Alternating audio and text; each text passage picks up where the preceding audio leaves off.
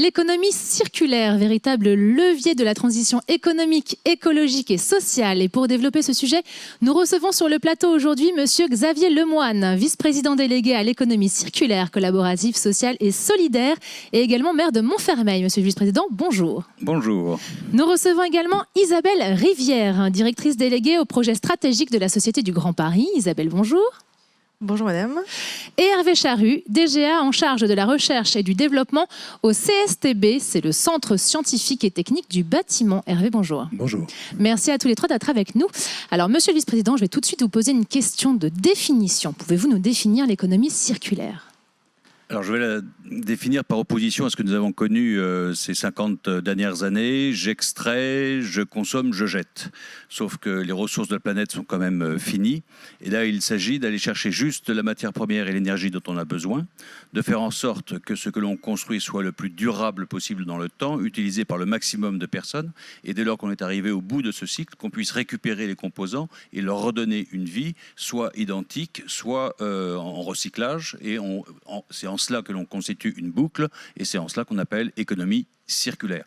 Et cela s'applique de surcroît à la totalité des activités humaines, qu'elles soient de la vie quotidienne de nos familles, et que ce soit dans les actes professionnels, quels qu'ils soient. Et donc c'est plus une philosophie de vie, après qui se décline en moyens techniques appropriés, mais c'est une philosophie de vie. Et alors justement, vous avez parlé donc de l'économie linéaire. Donc comment bascule-t-on d'une économie linéaire à une économie circulaire ? Alors d'abord, en faisant prendre conscience, mais je crois que la prise de conscience est en train de se faire au niveau national et international, premier point. Et deuxième point, en formant les personnes, les décideurs, aux possibilités et aux réalités de l'économie circulaire pour que les habitudes, à travers, par exemple, je vais prendre dans le monde des collectivités territoriales, à travers l'acte d'achat, eh bien, on puisse, parce que l'on connaît ce que permet l'économie circulaire, d'inclure ça dans nos marchés publics, on en reparlera sans doute tout à l'heure, et qu'à ce moment-là, il y a un effet levier important. Pour la métropole, c'est 131 communes, 11 territoires. Tous les ans, ce sont plusieurs milliards d'euros qui sont investis dans l'achat public. Comment on inclut ces clauses pour que ça donne un signal important au monde économique en disant « Ah, là, il y a véritablement intérêt, nécessité à se convertir à cette économie circulaire, puisque les donneurs d'ordre se sont donné le mot, c'est le cas de le dire, pour vraiment accélérer. » Et le but de la métropole, qui anime tout ce réseau, non seulement de collectivités, mais de tous les partenaires qui gravitent autour de nos collectivités, c'est de dire on y va, et on y va collectivement, et on y va je dirais, en s'épaulant les uns les autres. Il ne s'agit pas de chambouler et de perturber, je dirais, des cycles économiques qui, des fois, sont sur des cycles industriels extrêmement lourds en investissement. Et donc, on ne fait pas ces changements en quelques jours. Mais en tout cas, on donne les signaux et on accompagne pour que, in fine, on soit beaucoup plus vertueux. Et on s'aperçoit qu'une fois que, si c'est lourd à entraîner, disons-le, les progrès après sont extrêmement rapides dès lors que tous les partenaires en sont convaincus. En tout cas, depuis 6 ans que Patrick Ollier m'a confié cette délégation, je vois les progrès extrêmement importants. Et certains de nos territoires, c'est-à-dire des intercommunalités qui composent la métropole, sont déjà très très en pointe sur un certain nombre de sujets. Et maintenant, il s'agit pour nous de dupliquer ces initiatives qui ont fait la preuve de leur réussite, mais là aussi en lien avec nos partenaires, notamment le CSTB, puisque la question de la construction des constructions chez nous est quand même majeure dans la vie d'un maire ou d'un élu. Et alors justement, Hervé, cette question s'adresse à vous aussi. Comment passe-t-on d'une économie linéaire à une économie circulaire ? Bon, déjà, c'est avoir la connaissance, comme l'a dit Xavier, c'est la connaissance des enjeux. Donc ces enjeux, tout le monde est convaincu maintenant qu'il faut aller vers une réduction des consommations des ressources, une forme de sobriété dont on parle aujourd'hui beaucoup plus. Et le sujet, c'est d'avoir la connaissance aussi de la quantité de matière que l'on pourrait récupérer.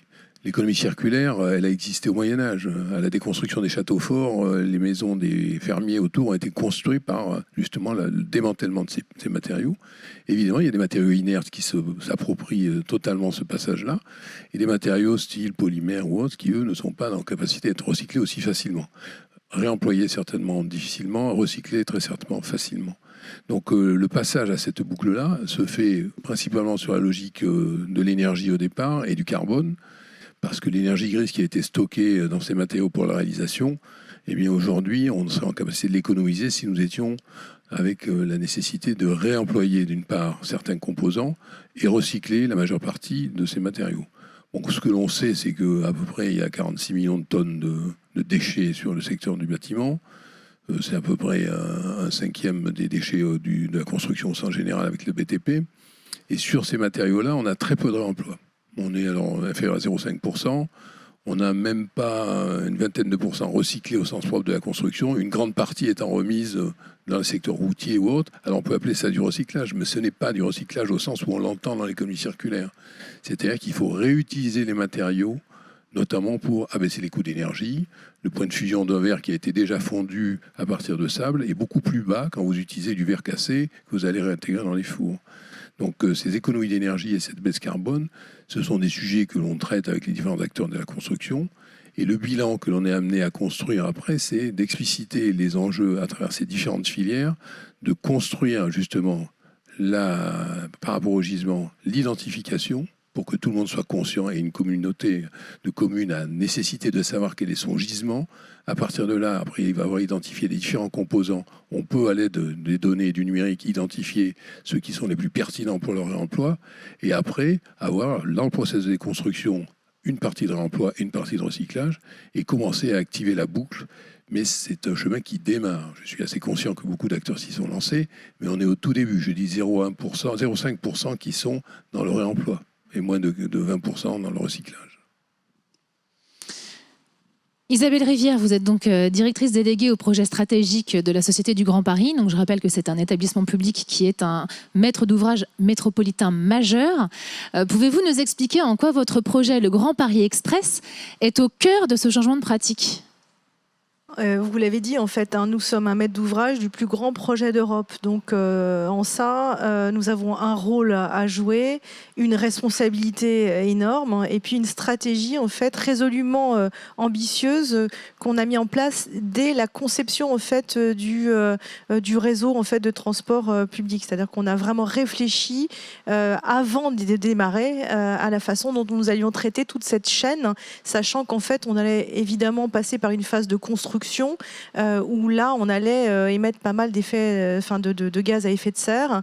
On a quand même 47 millions de tonnes d'évacuation de déblais, ce qui représente 9000 bassins olympiques, peut-être le rehaussement de Paris de 20 cm sur toute la surface de Paris. Donc, on s'est évidemment penché sur ces questions de façon à pouvoir trouver des solutions et avoir une vertu à travailler avec l'ensemble des acteurs de la chaîne pour pouvoir trouver des solutions à ce sujet qui est vraiment prégnant.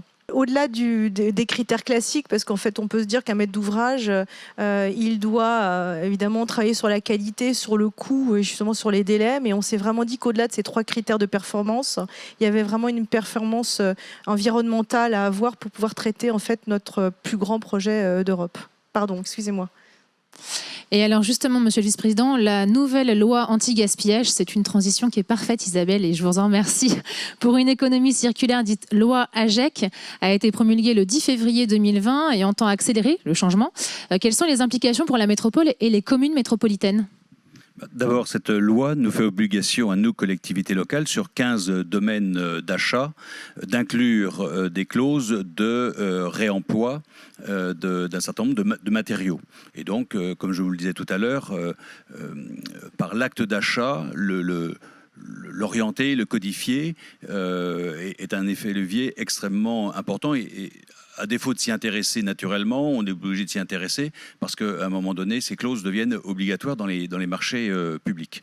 Donc tout le travail consiste pour la métropole, et Hervé tout à l'heure le disait bien, nous sommes au tout début de cette économie circulaire. Il faut convaincre un grand nombre de personnes et venir les aider. Et pour prendre un exemple au regard de ses responsabilités, quand vous dites à un maître d'ouvrage, à un maire, tenez, vous allez construire une école, je vous conseille de prendre des matériaux à réemployer.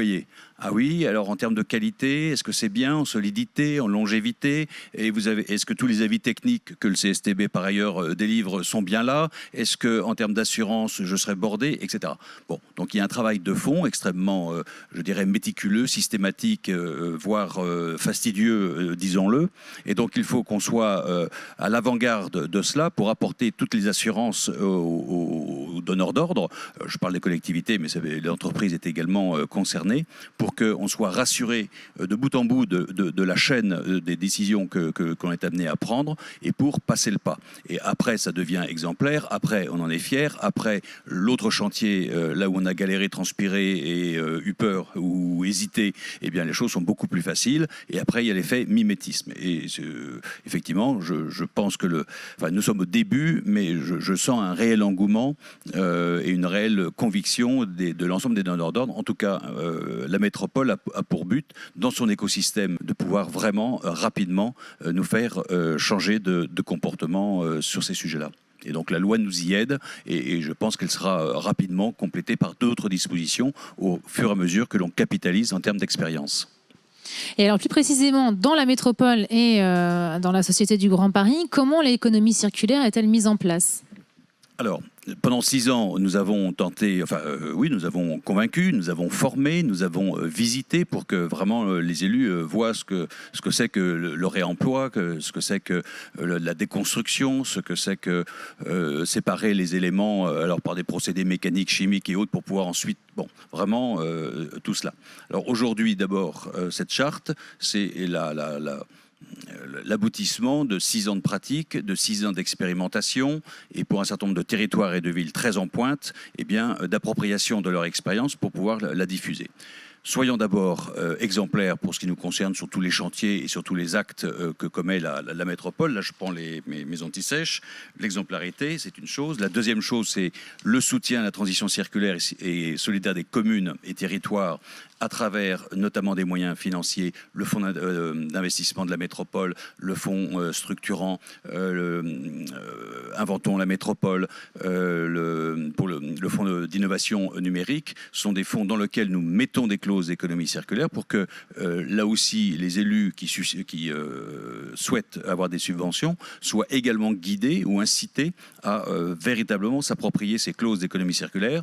D'économie sociale et solidaire, on n'en a pas parlé, mais nous les avons joints tous les deux à la métropole parce que, je dirais, l'humain doit très rapidement être à côté de la technique, autrement on peut se faire déborder par la technique. C'est un sujet qui mérite d'être approfondi par ailleurs, c'est pas le sujet forcément cet après-midi. Voilà, donc ça c'est cette aide directe aux communes et au territoire. Et puis ensuite, la sobriété dans l'aménagement et la construction, on y reviendra peut-être tout à l'heure, mais avec l'université Gustave Eiffel, nous développons des outils pour, sur les opérations d'aménagement, anticiper toute, je dirais, la conception circulaire des actes d'aménagement que l'on va faire. Donc ça vient totalement percuter les habitudes que l'on a, mais maintenant on a suffisamment de recul pour pouvoir réorienter tout le process d'aménagement qui est quand même très contraint de par les textes. Voilà. Et puis pareil pour la construction, on en a parlé. L'alimentation locale et la valorisation des déchets alimentaires, la loi nous fait obligation à nous collectivités de les collecter, et une fois que je les ai collectés, j'en fais quoi ? Bon, donc aller au bout de la filière aval, et si possible trouver une valorisation qui soit acceptable, rentable et utile. Et puis le déploiement des activités de réparation, réemploi et reconditionnement, et par les temps qui courent et les difficultés économiques que nous connaissons, eh bien c'est tout à fait approprié. Et là aussi, il y a un gisement, je dirais, d'ingéniosité sur ces questions-là. Et là, on rejoint l'économie sociale et solidaire également. On est très proche de là. Et là aussi, le rôle des collectivités en termes de locaux, en termes de foncier, en termes d'accueil, en termes de communication, en termes de valorisation de ces pratiques est déterminant. Voilà ce que comporte à ce jour notre première stratégie économie circulaire métropolitaine. Isabelle ? Oui, alors nous avons en fait un objectif de 70% de valorisation à l'horizon 2030 et nous travaillons évidemment de façon proactive sur 4 leviers complémentaires. Une maîtrise des flux et garantir à nos partenaires des terres de qualité avec, ça va de la caractérisation à la traçabilité rigoureuse de toutes les terres extraites de nos chantiers. Nous savons quand et où ont été évacués l'ensemble des 25 millions de tonnes de déblais déjà excavés à ce jour. Nous encourageons et puis la valorisation évidemment avec l'inscription des objectifs de valorisation dans les marchés de génie civil. Donc on démarre évidemment très tôt parce qu'on sait que les marchés de conceptualisation qui ne sont pas encore passés sont vraiment intéressants et donc il faut qu'on puisse définir des objectifs dans ces marchés de 85% de valorisation en fait, des blés. Nous avons aussi une recherche de nouvelles filières de valorisation compétitives et locales lorsque c'est possible, de proposer à l'ensemble de nos candidats et titulaires de nos marchés des démarches partenariales avec des sites de valorisation, des appels à manifestation d'intérêt, des appels à projets innovants. On a notamment l'Inter, l'appel à projet Grand Paris de l'environnement. On a aussi donc, un quatrième levier qui est entraîner avec nous tous les acteurs, parce qu'en fait, évidemment, on est un très grand maître d'ouvrage et on travaille sur ces sujets, mais évidemment pas seul. Donc avec les acteurs privés publics pour structurer de nouvelles filières de valorisation, avec évidemment des partages d'expériences, des outils comme les guides de l'économie circulaire, matière à faire, des catalogues d'écomatériaux, et puis surtout, je pense qu'on peut en parler, à la signature lundi prochain de la charte de l'économie circulaire, notamment avec la métropole, qui en est un parfait exemple. Donc on est vraiment acteur tant qu'on le peut en fait sur ces sujets. Merci Isabelle. Alors l'Union européenne fixe à 70% les objectifs de valorisation des matières et déchets issus du BTP. Alors je vais vous donner quelques chiffres sur le secteur du bâtiment. 40% de la consommation européenne en énergie et plus de 50% des matières premières extraites, 46 millions de tonnes de déchets chaque année en France. C'est plus que les ménages qui sont évalués à 30 millions de tonnes, mais 4 à 5 fois moins que les travaux publics, à 185 millions de tonnes. Ces déchets proviennent en quasi-totalité, 93% des travaux de démolition-réhabilitation. On en parlait justement tout à l'heure, la construction neuve représente le solde. Alors Hervé Charrue, je m'adresse à vous, mais j'attends également Isabelle et Xavier votre avis sur ce sujet. Où en est-on du réemploi, recyclage ou autre valorisation pour tendre vers la transition écologique ? Alors, dans un premier temps, comme l'a souligné Xavier, la réintégration dans une cycle de construction suppose qu'on remplisse les canons en termes réglementaires, en performance, pour minimiser les risques. Que les assureurs puissent assurer, évidemment. Et donc, ça revient, pour ces matériaux-là, à recaractériser leur performance et assurer que autant des performances qui sont mécaniques, physiques, physico-chimiques, soient bonnes, mais aussi des performances qui sont les performances sanitaires, puisque dans beaucoup de cas, on a eu dans des périodes antérieures des utilisations de matériaux qui sont maintenant proscrits, et quand on veut les réutiliser dans les recyclages, et là c'est plus du réemploi, c'est réellement du recyclage, il faut assurer que nous n'aurons pas un phénomène qui viserait à faire, comme on l'a eu dans l'amiante, un risque qui serait d'ampleur majeure dans une décennie ou 2 décennies, voire plus. Donc le sujet, c'est réellement recaractériser cette partie-là, et par la suite, c'est d'accompagner avec des signes de qualité, comme on l'a dit, les gens qui sont dans les organisations à la fois sur leur emploi, pour assurer que, notamment cette approche assurantielle, soit bonne, et les signes de qualité assurent le maître d'ouvrage qu'il a la performance associée, et qu'un organisme comme le nôtre garantit cette vision-là. Et le deuxième point, c'est d'arriver à donner à tous ces acteurs une visibilité sur ce que seront ces matériaux demain, dans leur futur. Alors je reprends l'exemple du château et de ces moellons. Un moellon, que vous l'ayez pris il y a 200 ans ou il y a 100 ans ou 50 ans, sa durée de vie dans le temps, s'il n'est pas gélif, reste assez stable. Mais il y a beaucoup de matériaux qui évoluent et qui ont une décroissance de la performance au bout d'un certain temps. Et nous, c'est cette caractérisation-là, au sens physico-chimique et mécanique, qu'on doit assurer pour pouvoir faire en sorte que l'on recycle, en toute connaissance de cause, des composants du matériau du bâtiment, alors que ce soit des planchers béton, que ce soit des murs ou des choses comme ça, ou des ouvrages type fenêtres ou différents types comme ça. Et le vrai problème après, c'est d'avoir une vision du cycle économique. Aujourd'hui, on parle beaucoup de facilitation du recyclage, du réemploi. La problématique du coût est un vrai sujet. Et on doit établir pour les différents acteurs, y compris les maîtres d'ouvrage, mais aussi des industriels, une chaîne complète qui permet de dire, dans la balance entre le choix de la ressource neuve et le choix de la ressource recyclée, j'ai un intérêt que l'acteur politique sera en situation de pousser évidemment à travers des réglementations, mais il faut que cet intérêt soit réellement démontré. Et pour le démontrer, il faut qu'il y ait eu une approche massifiée. C'est-à-dire que si on est dans une collecte locale qui n'est pas organisée au niveau national, nous n'aurons jamais de grands champions du recyclage et du réemploi. Donc il faut, comme l'a dit Xavier, démarrer et ensuite assurer. Et à partir de là, les solutions techniques vont commencer à arriver. Il va falloir former, mais ça a été déjà souligné.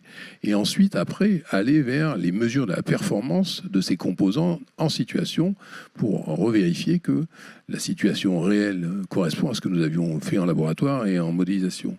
Et c'est ce cycle complet qui va qualifier la performance de l'économie circulaire, sans oublier que l'axe majeur, c'est quand même la partie économique.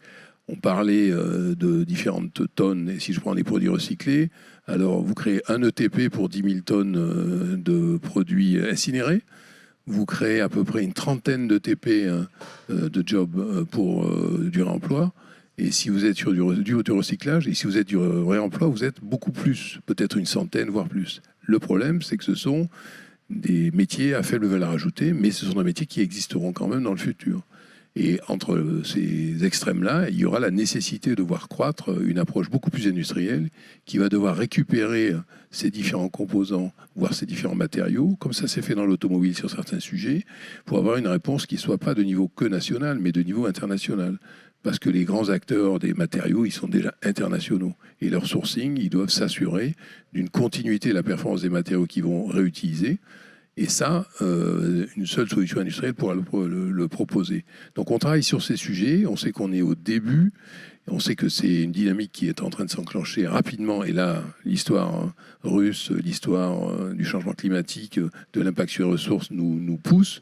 Et je pense que le politique aura à cœur de promouvoir justement une évaluation de ces politiques publiques assez rapidement et des engagements pour accompagner les différents acteurs qui s'engagent dans cette voie, parce que ce n'est pas forcément facile dans les projets. Tout ce travail méticuleux et extrêmement précis et codifié que vient de décrire Hervé et les signes qualité qu'il a évoqués, qui est une forme de label sur lequel nous travaillons Métropole et CSTB ensemble pour justement rapidement le vulgariser et le rendre attractif, c'est typiquement ce travail, je dirais, d'influence que la Métropole a en direction, je dirais, non seulement de ses élus, mais de toute la chaîne de valeur, notamment dans le domaine de la construction. Au-delà de ces spécificités techniques très précises, quand on veut déconstruire et réemployer, c'est pas le lendemain même que vous allez réemployer les matériaux déconstruits. Ou les stocker, ou les mettre sur la place du village, ça n'a pas beaucoup de succès.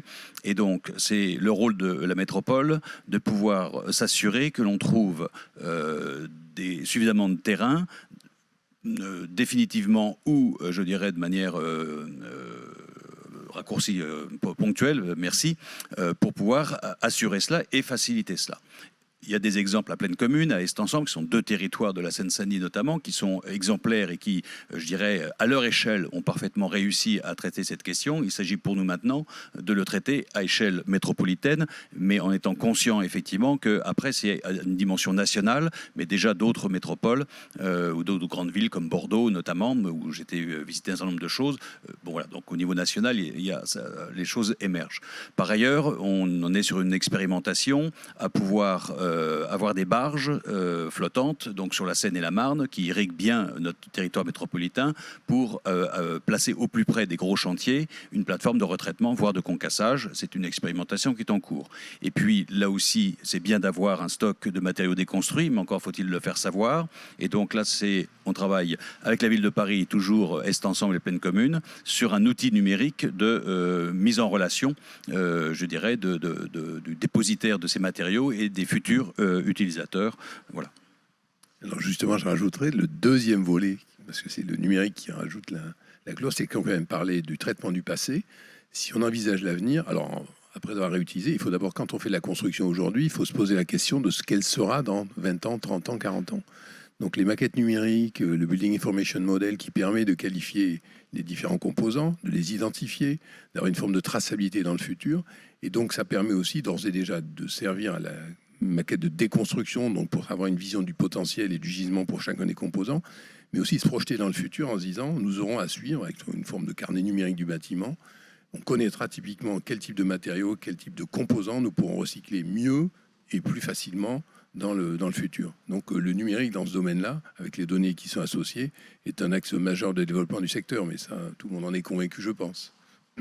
Alors, en ce qui concerne pour nous le réemploi, sur nos déblais, nous sommes sur la bonne voie. Enfin, je le rappelle en fait, peut-être pour certains. Donc, on a 200 km de métro à réaliser, 68 gares et des ouvrages annexes tous les 800 mètres. Donc, enterré, un réseau souterrain à 90%. Donc, on voit bien, je vous ai parlé tout à l'heure de l'évacuation des 47 millions de tonnes de déblais. Donc, aujourd'hui, à fin 22, on a excavé 25 millions de tonnes et plus de 50% sont aujourd'hui valorisés avec des variations suivant les lignes, puisque je vous ai dit qu'on avait 68 gares, on a plusieurs lignes. Donc je vais vous parler de deux d'entre elles. Sur la ligne 15, nous sommes aujourd'hui à 60% de valorisation et 100% de valorisation sur la ligne 18. Et sur ces 50% de terres donc, qui ont été valorisées, on a 1,8% qui sont réutilisés sur nos propres chantiers, 2,4% qui sont recyclés en ciment ou plâtre et 46% qui sont réutilisés sur des projets tiers comme des aménagements paysagers ou des comblements de carrières. Donc on travaille notamment à Montfermeil et à Chelles sur la plaine du Sampin. Donc c'est ce qu'on travaille ensemble. Donc on travaille aussi effectivement sur les déconstructions. Ce sont des volumes plus limités, mais on avance également sur des pratiques plus vertueuses, notamment sur la ligne 15 Est où nous allons recycler à plus de 95% des bétons qui sont issus des déconstructions des bâtiments qui sont situés sur nos emprises chantiers. Donc on voit bien qu'on essaye d'être le plus vertueux dans cette économie circulaire et de travailler sur aussi l'évacuation des déblais, pas uniquement par camion, mais aussi par voie fluviale et aussi par le ferroviaire, à peu près à hauteur de 15%. En fait, c'est des engagements qu'on a pris. Donc on travaille vraiment sur toute la chaîne. Ça va vraiment des cahiers des charges à l'utilisation de matériaux dans la construction de bâtiments que l'on va avoir dans les quartiers de gare autour de nos infrastructures. Merci Isabelle. Alors, donc on retient cette table ronde que l'économie circulaire est au début, c'est la genèse de l'économie circulaire.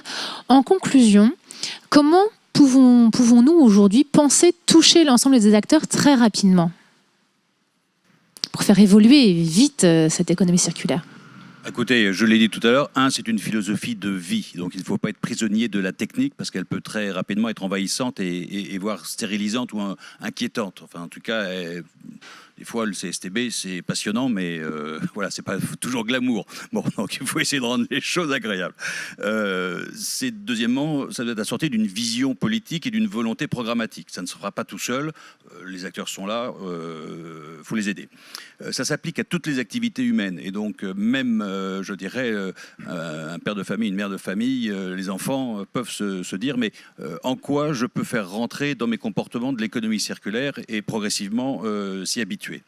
Il y a une urgence, une nécessité, il y a beaucoup de travail en perspective et il y a déjà des résultats très prometteurs et je crois à l'exemplarité. Donc c'est à nous et au pouvoir public par la communication adéquate à faire en sorte que cette exemplarité soit contagieuse.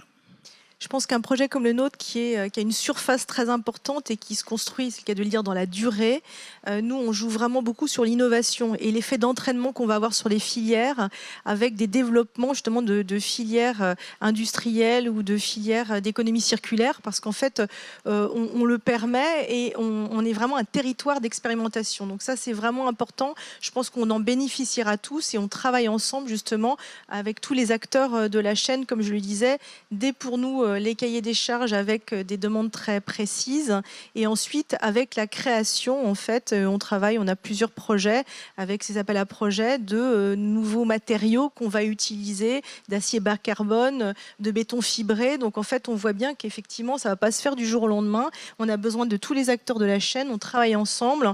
En tout cas, c'est assez vertueux et on espère qu'effectivement les constructions de demain vont évoluer. Donc moi je pense que derrière la prise de conscience générale aujourd'hui qui est venue en plus des associations parce qu'il y a eu une forme de militantisme au départ qui est passé par les régions, des acteurs qui étaient sur une forme de décroissance au départ. Maintenant les gens ont tous compris que la croissance actuelle, on ne pouvait plus avoir un impact sur les ressources, comme le signalait Xavier dans son introduction. Cet impact sur les ressources, il faut qu'il y ait des indicateurs globaux en disant moi mon composant il a tel impact sur les ressources et que les gens en ayant cette conscience-là auront des choix différents dans justement leur acte d'achat, leur acte de construire. Et c'est cette mise en visibilité qui est excessivement importante. mais qui doit être faite tout en garantissant effectivement les sujets habituels de la construction, la sécurité, l'environnement, la qualité de l'air intérieur, ce qui est un vrai challenge, parce qu'aujourd'hui on parle de quelques composants complexes, mais ils vont devenir de plus en plus complexes, et les mariages que l'on fera de différentes solutions vont nous amener à avoir des produits qu'on va devoir évaluer de plus en plus par rapport à des critères de plus en plus larges, et notamment les critères sanitaires. J'y reviens, c'est un véritable enjeu. Mais cette prise de conscience, elle est lancée. Et je pense qu'aujourd'hui, les différents acteurs territoriaux ont bien une visibilité sur la nécessité, même si l'État, à travers les différentes réglementations qu'il a mis en place, pousse dans ce sujet-là. Il y a un enjeu à la fois économique et à la fois un enjeu d'emploi. Il y a un emploi d'attractivité et qui est excessivement important. Et c'est une forme d'information, communication, acculturation des gens qui va nous aider dans ce domaine-là. Merci. Eh bien, nous sommes à la fin de notre table ronde. Monsieur le vice-président Xavier Lemoine, merci beaucoup. Merci. Isabelle Rivière, merci. Hervé Charrue, merci. Merci à tous les trois.